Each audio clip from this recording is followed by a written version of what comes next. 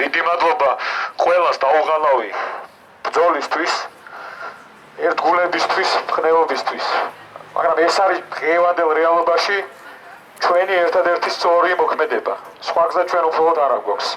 არ ყოფნა დარწმუნებული ვარ ყველამ კარგად იცის, მაგრამ მე მინდა იმიტომ რომ ბოლო დღეებში არ მქონდა შესაძლებლობა მესაუბრა. კიდევ ერთხელ გავიხსენოთ რამდენიმე დღეს მომხდარი ტრაგედიას მე ამას არ უწოდებ. 54 წლის დევნილმა ზამირ კვეკესკირმა პროტესტის უკიდურეს ფორმას მიმართა. თავი დაიწვა და რამდენიმე დღის შემდეგ სამწუხაროდ გარდაიცვალა. ეს არის სისტემის მიერ მოკლული ადამიანი. როცა ის რეანიმაციაში იყო, არ ვიცი ეგ ინფორმაცია რამდენად გაჟღერდა. სახელმწიფო მის ოჯახს გადასცა ბინა. ყოველ შემთხვევაში ესეთი ინფორმაცია მე. ანუ ეს წარმოაჩენს ცინიკურობას, ირონიულობას, სისასტიკეს, უპასუხისმგებლობას, ყველაფერს ერთად დღევანდელი რეჟიმის. სამწუხარო ის არის, რომ ეს არ არის მარტო რაღაც დღევანდელი მოცემულობა, ეს არის 30 წლიანი გულგრილობა საზოგადოების მიმართ, მთლიანი საზოგადოების მიმართ. უბრალოდ დევნილები არიან ჩვენი საზოგადოების ის ჯგუფი, რომლებიც ორმაგად და აფრმაგად ალბათ მოწყვლადები და ჩაგროვლი არიან იმ სოციალური უთანასწორობის, იმ შრომითი ჩაგვრის, ექსპლუატაციის, სახელმწიფოს არარსებული საბინაო პოლიტიკის, ანტიხუმანური სოციალური პოლიტიკის თუ გისაერთოდ ასეთი შეიძლება არსებობდეს. ამ ყველაფერს აფრმაგად მსხვერპლი არიან. ზამირ კვეკესკირი იყო 54 წლის და რატო ვამახვილებ ამაზე ყურადღებას? ის იყო იმ თაობის წარმომადგენელი, რომელმაც ანუ ბავშვობიდან, თინეიჯერობიდან გამოიარა უმძიმესი პერიოდი, ხო? მას 12 წლის იქნებოდა, ხო, როცა დევნილობაში ასე ვთქვათ მოუხდა ცხოვრების გაგრძელება. ანუ ყველაზე ღირებულ და ფასეულ პერიოდში ალბათ ადამიანის ცხოვრების და შემდეგ მთელი მისი შეგნებული ცხოვრება გაატარა უმძიმეს მდგომარეობაში, ისევე როგორც ასეულობით და ათასობით ოჯახმა თუ ადამიანმა მთელ საქართველოში. მისი ეს უკიდურესი რაღაც ნაბიჯი ხო არ იყო ხო რაღაცა ალბათ კონკრეტული აღელვების თუ რაღაცა ემოციური ფონზე მიღებული გადაწყვეტილება. ეს იყო რაღაც მრავალწლიანი ბრძოლის და თავდაუზოგავი ზრუნვის თავისი ოჯახის მიმართ და შემდეგ რაღაც სასწრაფო სიტუაციიდან გამომდინარე მიღებული გადაწყვეტილება.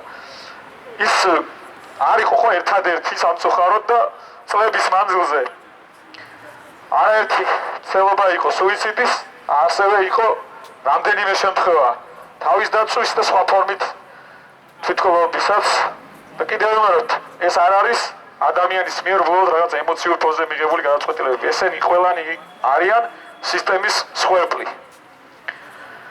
ამ უთანასწორო უსამართლო სისტემის მსხვერპლი ვართ თითოეული ჩვენგანი. უმრავლესობა, საზოგადოების უმრავლესობა, ყველა ის ვინც აქ დგავართ და საზოგადოებმა აუწყებელმა ზუსტად ამიტომ დგავართ, რომ ეს სისტემური უსამართლობა, უთანასწორობა სათანადოდ მაინც გაშუქდეს, ხო, გქონდეს ჩვეულებრივ მოქალაქეებს, ამ ქვეყნის მოქალაქეებს, შრომელებს, შე შემთხვევაში უმუშევრებსაც, ხო, იმიტომ რომ ადამიანების მნიშვნელოვან ნაწილს შრომის საშუალება ფიზიკურად არ ეძლევა, არათუ ღირსეული შრომის. საზოგადოებმა აუწყებელს ეს ამბავი საერთოდ არ გაუშუქებია, პრაქტიკულად არ გაუშუქებია. და სხვა და რას უნდა აშუქებდეს მაშინ, ხო? უნდა აღვნიშნოთ ისეთ საწყენია, რომ არც სხვა განსაკუთრებით ტელევიზიებს ეს ამბავი სათანადოდ არ გაუშუქებიათ.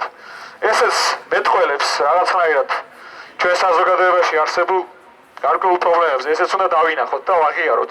მაგრამ ეხლა ჩვენ ვდგავართ საზოგადოებამ აუწყებლად, იმიტომ რომ საზოგადოებამ აუწყებლად ამის ყველანაირი რესურსი და ვალდებულება აქვს.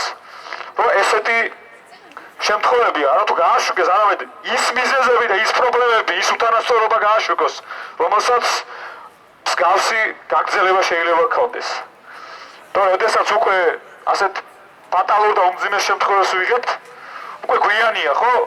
რაღაც კიდევ ანუ აუცილებელია პასუხების დევნა, მაგრამ უკვე ის პასუხისმგებლობა და ის ასე ვთქვათ უღირსობა და უნამუსობა უკვე ვეღარ ჩამოირეცხება. ამიტომაც როდესაც აქ ადამიანების ჯგუფმა და ეს ადამიანები არის უამრავი, ხო? მე არ დავიწყებ ახლა სპეკულაციას, რომ რამდენი ადამიანი დადის აქ ყოველდღიურად თუ რამდენი აპროტესტებს, მაგრამ 29 იანვარს კარგად გამოჩნდა, რამდენი ადამიანი თulis, რომ აუწყებელი უნდა ეკუთვნოდეს ხალხს და რამდენი ადამიანი თulis, რომ საზოგადოებრივი მაუწყებელი წლების მანძილზე ვერ ასრულებს უფასოვნად თავის ფუნქციას. ასევე, აი 60 დღის მანძილზე, როცა გვეძლეოდა ჩვენ შესაძლებლობა, რომ სახალხო ეთერით გვესარგებლა, ვინ იყო ამ გადაცემის სტუმარი, ხო? ვასილ მაღლაფერიძე იქნება თუ სხვა ბორდის წევრები, როდესაც ცდილობენ, რომ ჩვენ წარმოგვაჩინონ რაღაცა ვიწრო გაერთიანებად, მით უმეტეს რაღაც პარტიებთან აფილირებულთან, ეს არის უსუსური მცდელობა. იმიტომ რომ იქ ისეთი ფართო სპექტრი იყო საზოგადოების სხვადასხვა ჯგუფებისა, რომელთა უკან თითოეული მათგანის უკვე ასობით და ათასობით ადამიანი დგას. იქ იყვნენ მეშახტეები, იყვნენ განათლების სპეციალისტები, იყვნენ გარემოს დამცველები, იყვნენ ადამიანის უფლებათა დამცველები, იყვნენ სხვადასხვა სოციალური ჯგუფების წარმომადგენლები, შიშიმურ პირთა ადვოკატირებაზე მომუშავე თუ ასე შემდეგ. ასევე აი სახალხო ეთერის, რომელიც ჩვენ იძულებით, ხო, იმის გამო რომ არ გვეძლევა ეთერი ტელევიზიაში, საორგანიზაციო ჯგუფმა გადაწყვიტა, რომ ეს სახალხო ეთერი იქცეს რაღაცა ხალხის სიტყვა, ხო, აი ამ სახალხო ეთერის მანძილზე, თუნდაც მარტო ამ პერიოდში რა სიტყვები ისმოდა აქ და რა შინაარსი ისმოდა. გუშინ აქ იყვნენ სტუდენტები, რომლებიც საუბრობდნენ იმ სოციალურ პრობლემებზე, რომელსაც კონკრეტულად სტუდენტების ჯგუფი საუბრობდნენ სტუდენტური საცხოვრებლის მნიშვნელობის შესახებ, საუბრობდნენ იმ უმძიმეს პირობებში, როდესაც სტუდენტი თან უნდა ისწავლოს და თან შრომაც უწევს. და რაც მის ეფექტურობას ხადი ამცირებს. ესეთი არის ათასობით სტუდენტი, ხო, საქართველოში. მანამდე 2 დღით ადრე იყო ეთერი, რომელიც ეძღვნებოდა მეცნიერებს.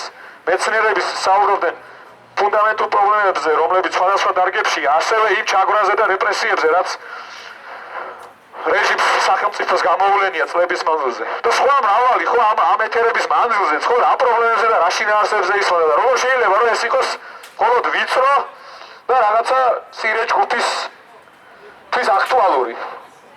აქ ისმის ის პრობლემები და ის ხალხი, ვინც ამ ეთერში იყო საუბრობდა ისეთ საკითხებზე, რომელიც არის ჩვენი საზოგადოების ყველა ადამიანის ინტერესი. მათ შორის იმ ადამიანებისაც, რომლებმაც შეიძლება თავისინებითაც კი, ხო, ალბათ ასეთებიც არიან, ვინც ქართულ ოცნებას მისცა ხმა. ანუ ეს ხალხი, ვინც აქ ლაპარაკობს, არ საუბრობს ვიწრო ჯგუფის სახელით. ლაპარაკობს მთელი საზოგადოების სახელით და მთელი საზოგადოების ინტერესით. ამიტომაც არის მნიშვნელოვანი, თუმცა ჩვენ რასაც ახლა ილაპარაკეს მეგობრებმა სამეურვეო საბჭოს ბრალდებებზე, ცინიკურ, აბსურდულ და წყვილზე და სიცრუეზე დაფუძნებულ ნარატივებზე, ხო? შესაბამისად ამ რეჟიმში ჩვენ უკვე აღარ უნდა გქონდეს მოლოდინი, რომ ჩვენ რაღაცას იოლად დავიბრუნებთ. აქვე მინდა ყოველდღიურად ისეთ სიახლეებს ვაწყდებით, რომ რაღა უნდა გაგვიკვირდეს. დღეს უკვე პირველი მოსმენით მიიღო არალეგიტიმურმა პარლამენტმა კიდევ უფრო რეპრესიული კანონები, რომელიც პრაქტიკულად პროტესტს კრიმინალად აქცევს. ამან რაღაც გარკვეული დათქმულმა შეიძლება გამოიწვია ჯგუფში, მაგრამ ჩემი აზრით ამასაც არანაირი აზრი არ აქვს და არაფერი დასადგონი არ არის, იმიტომ რომ ჩვენ უნდა გავაგრძელოთ იგივე კიდევ უფრო მედგრად. მით უმეტეს რომ კანონი ქართული ოცნებისთვის არც მანამდე არ ყოფილა შეზღუდული, შემზღუდავი ასე ვთქვათ. უბრალოდ რაღაც დოზით ცდილობენ სახის შენარჩუნებას, თორე ისინი კანონს მანამდეც არ ყვებდნენ. მათ შორის დღეს არსებულ შეკრებისა და გამახატვის თავისუფლ ადამიანებს იჭერენ და აჯარიმებენ არარსებული ქუჩის გადაკეთვისთვის. ხო, ხშირ შემთხვევაში დაუსაბუთებელი, აი დღეს იყო რაღაც ეგეთი შემთხვევა, როცა ადამიანს აჯარიმებენ, მტკიცებულებები არის სხვა ადამიანის ფოტოდებს და სხვა ადამიანს აჯარიმებენ. ანუ ამის მერე რაზეა ლაპარაკი? ამიტომ რაღაცა კიდევ უფრო დრაკონული კანონების არ უნდა შეგვეშინდეს იმ გაგებით, რომ უკვე ეს რეალობა ჩვენ მანამდეც გვქონდა. უბრალოდ რაღაცების გაფორმების მცდელობა არის. ასევე დაანონსდა მედიის შემზღუდველი და სამოქალაქო საზოგადოების კიდევ უფრო შემზღუდველი კანონები.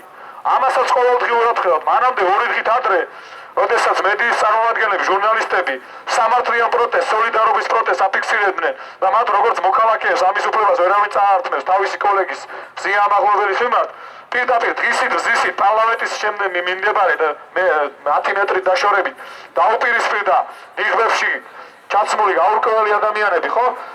დამსჯელი რაზმი და პირდაპირ ფიზიკური შეურაცხყოფით, მათ შორის ქალ ჟურნალისტზე აქაც საგულისხმოა რომ ეს ისეთ მედია საშუალებებზე ხდება და ეს არ არის შემთხვევით ჩემი აზრით. ისეთ მედია საშუალებებზე ხდება ხოლმე თავდასხმა, მანამდე წინა დღეებში ჩვენ გვქონდა ამის მაგალითი, რომელიც მართლა დამოუკიდებელი და მიუკერძოებელი ჟურნალისტიკის და ჟურნალისტიკური ეთიკის სიმბოლოები არიან. თუ კი საქართველოში არსებობს, სწორედ ასეთ მედია საშუალებებზე ხდება თავდასხმა. ამიტომაც ასეთ მედია საშუალებებს სჭირდება განსაკუთრებული, იმიტომ რომ დღეს ჩვენ თუ კიდე რამე გვაძლიერებს ეს არის აი ეს კანტიკუდა შემორჩენილი თავისუფალი სიტყვა, რის მოპოვებასაც ვთვლობთ, რის რაღაცა ფანჯარის შექმნასაც ვთვლობთ საზოგადოებრივ მაუწყებელზე. სოლიდარობა მედია, სოლიდარობა ყველა ნამდვილ ჟურნალისტს და არა თვითგამოცხადებულ ჟურნალისტებს ზოგიერთს, მათ შორის საზოგადოებრივ მაუწყებელში ძალიან ბევრ მაღალკვალიფიციურ ჟურნალისტს, სოლიდარობა ყველა ნამდვილ ჟურნალისტს. მაუწყებელი ეკუთვნის